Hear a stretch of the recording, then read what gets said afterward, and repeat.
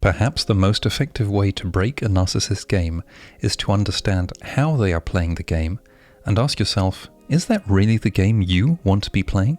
At the end of this video, I'll share with you one technique you can use in order to create a bit of space and avoid getting manipulated too easily. In a previous video, I shared the idea that interactions are like playing games, card games, where we have some cards.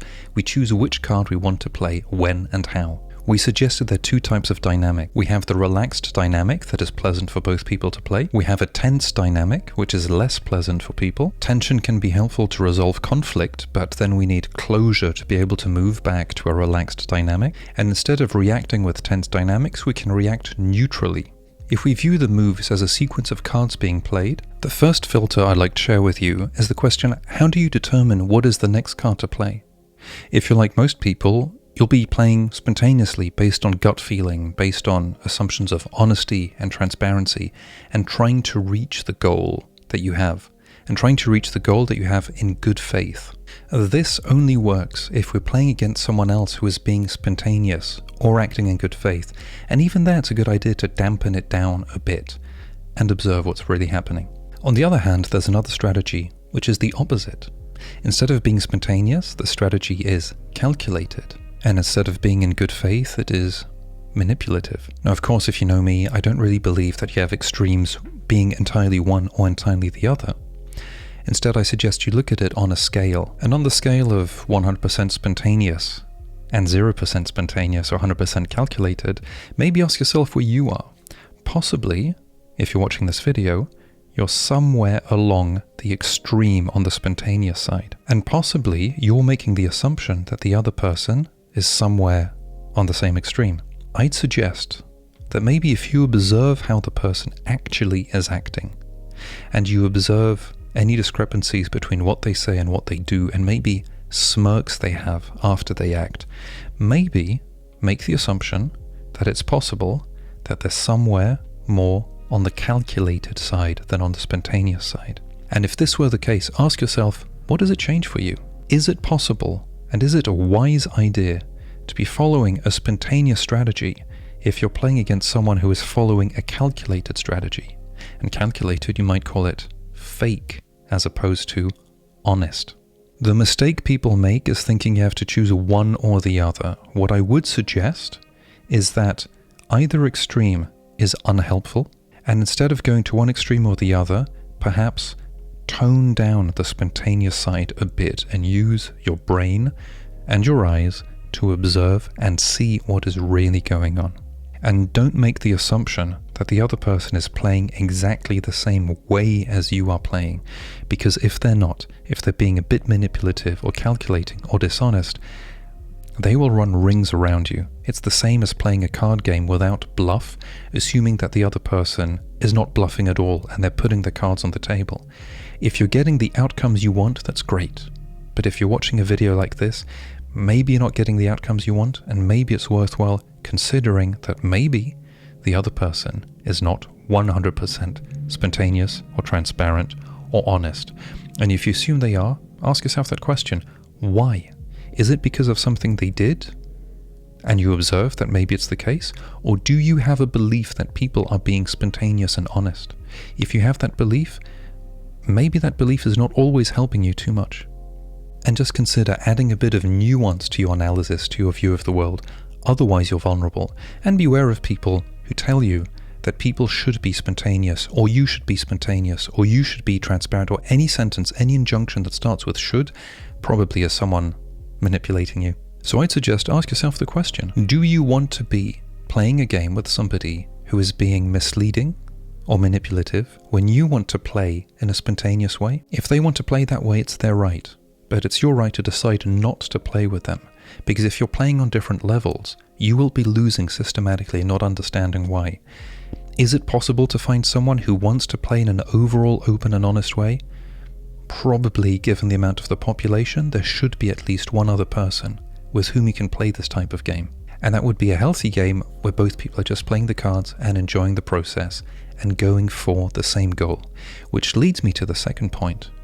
What is the goal? Potentially your goal is to be functioning in a relaxed state. That's something you aspire to, something you desire, and you might be assuming that the other person wants the same thing. But if we look at their behavior, does it indicate that they want it? Or, instead, if they enjoy creating tension, what happens? With tension, typically we have an emotional response, which is not very pleasant. This emotional response, we can think of it as being another card, which is P, which stands for panic. In the previous video, we mentioned that one of the goals of the narcissist is to get attention. Another way of viewing it is that they collect panic cards and energy cards. So imagine that you have a pocket full of panic cards, and these panic cards smell good and they taste good. And the narcissist can smell that you have it. So when they meet you, they get this appetite for it, and they know that if they press the right buttons, they will make you play the panic cards. And it's easy to make you do it if you have the panic cards and you want to play the panic cards, you want to get rid of them. And this is the second trick. They pretend that they share the same goal of having a relaxed state, but actually what they are doing is they are making you play your panic cards because that helps them collect points and increase their reward. Their goal is specifically to get your panic cards, but to do that they have to pretend they want everything to be relaxed. The order in which they play the cards doesn't make sense. When we see how they are playing, it doesn't look like they want things to be relaxed, because maybe they don't. And if they did, they'd just be really bad players because it's not working out. Now this is the question to ask yourself. Do you really care about having a relationship that is healthy, that keeps you overall in a relaxed state? If you do, is it possible to do that with somebody who is focused on making you feel miserable and on making you panic and extracting the energy from you? Is it possible? If you think it is possible, how's it working out? If it's working out, that's great. If it isn't working out, maybe it's because you're not playing the same game. Maybe they are tricking you into believing that they want to play a game that will result in both of you being relaxed and happy and be in a healthy relationship. But if you actually observe the way they play, it doesn't look like it at all. And this is where we get back to the previous point. It's easy for them to say, it's just bad luck, I'm being spontaneous, it's not my fault if things are being tense. But that only works if you assume that they actually are being honest and transparent and spontaneous. If you realize they're being conniving and deceiving and manipulative, you observe that they are getting exactly what they want. They are stealing your panic cards from you, they're stealing your energy from you, they're stealing your attention from you, and stealing your time from you. They feed off this, they enjoy it. So that is one hypothesis. The other hypothesis is that indeed they're just clumsy, and indeed they want to do better.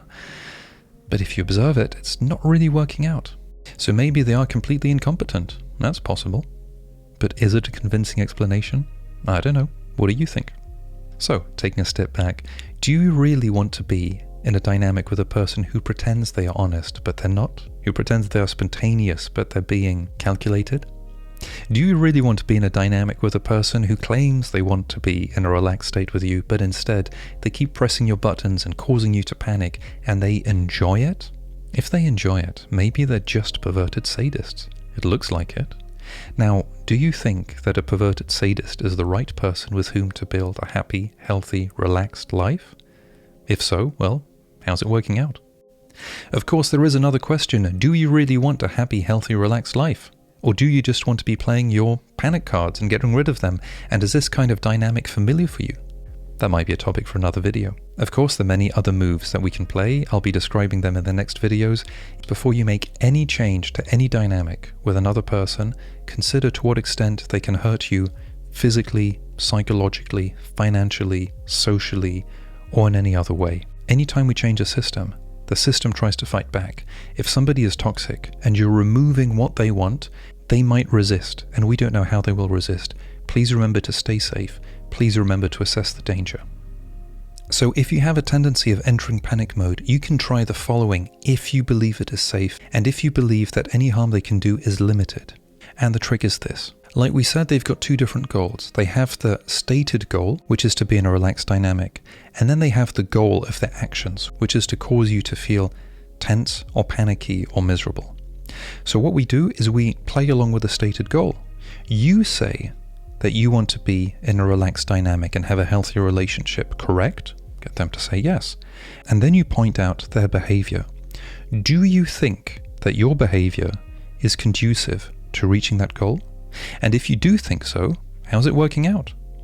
You say that you want us to be in a healthy, relaxed dynamic, in which case we need to be able to talk about issues in an adult way without being insulting and look for closure.